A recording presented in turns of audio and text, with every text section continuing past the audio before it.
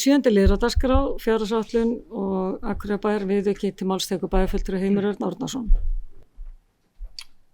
Forseti bæjarfulltrúa til lið 4 í fundargerð bæjarráðs dagsettur 12. desember 2004 en lagður var fram viðauki 8 en bæjarráð samþykkti viðauka 8 og fyrir 60 milljónir króna og vísa honum til staðfestingar hér í bæjarstjórn en viðaukinn tilkomin vegna aukins kostnaðar við snjómokstur og hálkuvarnir.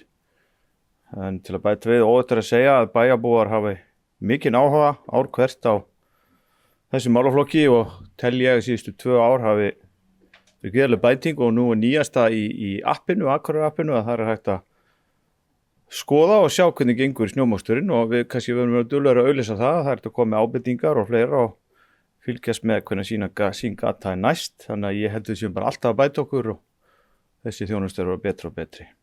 Takk fyrir. Það bæjarfulltrúi Heimir Örn Árnason lokið mál sínu orðið laust.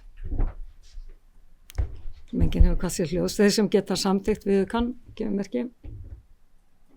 Það eru 11.